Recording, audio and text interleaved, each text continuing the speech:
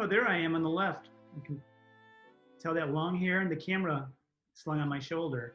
Yeah, you always had some equipment with you. That's the thing. Yeah, That's the problem with documenting these events. You're looking at it through a lens most of the times. Yeah. You maybe kind of miss some of the fun because you're concentrating on the action. Yeah. Now, Buster's just down a few tiers from Stan. Yeah, I thought that was kind of neat when we first discovered that. I think it's, Bob told us.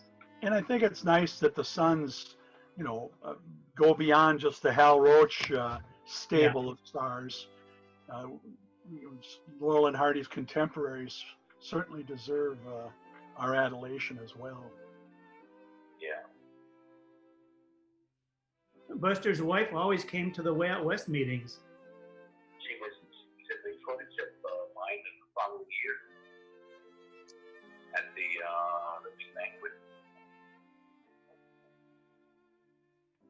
Yeah, she seemed like a nice lady. We met her in Hollywood 80. I wonder who brought that little Stan statue out. Yeah. Don't know what house this is. Of course, there's obviously Stan Laurel's home. Yeah. Dwain's film footage.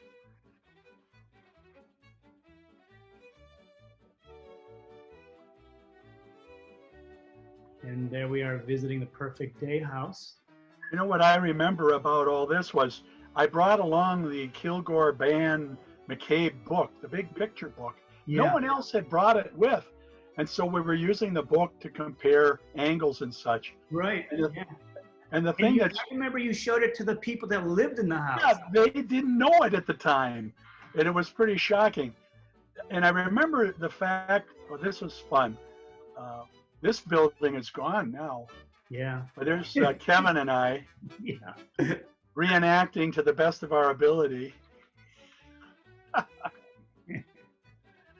Only I didn't have to do what Bob Satterfield and Alan Garfield did momentarily here, which is... I took a picture of this, and then the following year I had a poster made. That's right. Went up on stage with. Well, it's probably not the first time either one of them have dropped their pants. Yeah. The Culver Hotel, which of course is still standing. Yeah, I don't think it was open at No. It was a mess. And now they revamped the whole hotel, and every week they have big band holds dinners and lunches there. Yeah. The unfortunate thing is the surrounding neighborhood is kind of it's so changed you can barely see the hotel from the street. Yeah. Those streets aren't even around, some of them. I was wondering again, where am I in these pictures? But I think you're going to come running in a moment. Yeah, I don't know where I was. I must have been over at hanging on the. Just past. There I am. Alan Garfield's loud pants. Yeah, I was maybe looking for Alan's pants. I don't know. You were afraid to approach him. This is almost identical to what was, except for the signage, as what was seen in so many of the silent films. And of course, there's the Culver City Hall, which was severely damaged in, which earthquake was that? Ridgeway or something like that? Yeah. I think they possibly saved the front of it and put it on another building. They salvaged something of the front. I think this is the Hog Wild House, which was not a real house at the time, but has since been built into a real house. And of course, here's the big business house. Big business. Yeah. 10281 Dunleer Drive, Cheviot Hills. I remember that because on the film, as you'll see here momentarily, the address is 10281, but in the movie it's only 281. So we don't know if they added the 10 somewhere down the line, or if... Was anybody home that day? Well, no one. We were trying to. I don't know who that was with me, but we were trying to. Nobody was there. And that house did belong to somebody from the studio, of course. So.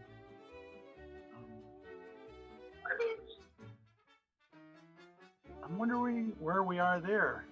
Now that's one of the Heath brothers. I don't know if it's Tom or Wes.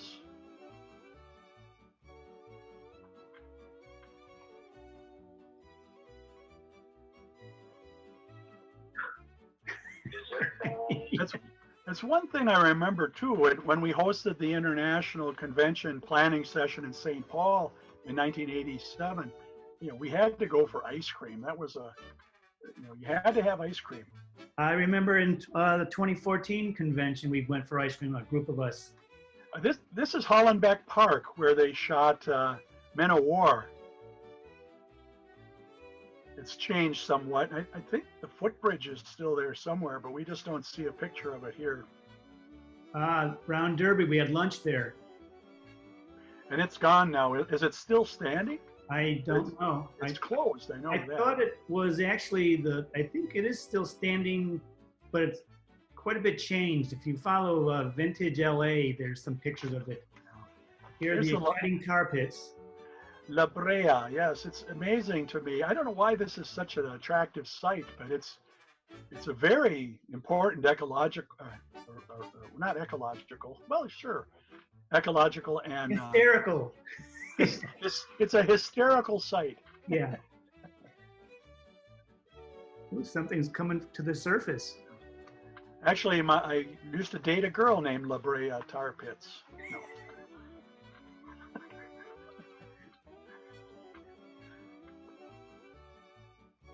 Or that was Toiletta Outhouse, I think. Yeah. Obviously, we spent a good amount of time there. Yeah. Well, maybe that's because they had refreshments. I don't know. Yeah. That could be. You got to scoop it out of the top.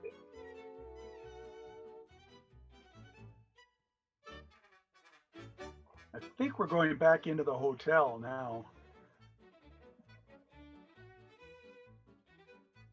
I wonder if that's the farmer's market. Oh, there I am on the right. Fernando, Kathy and her mom, and Lois.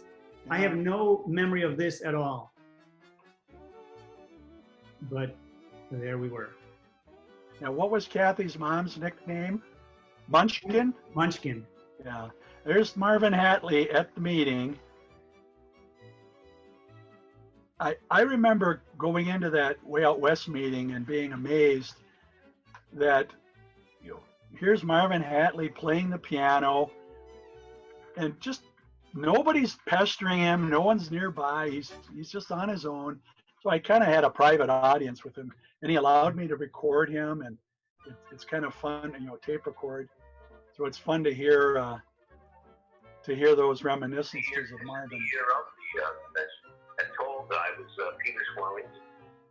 Oh. And now we've jumped ahead a year here, and there's Spanky at the dedication of the Hal Roach Park. Butch, yeah, there he is. Butch Jr., Mr. Roach. Tommy Jr. Is Tommy Jr. involved with the Sons at all anymore? No. Nah, haven't seen him in years. He got married. He was a carbon copy of his father, that's for sure. Lucille?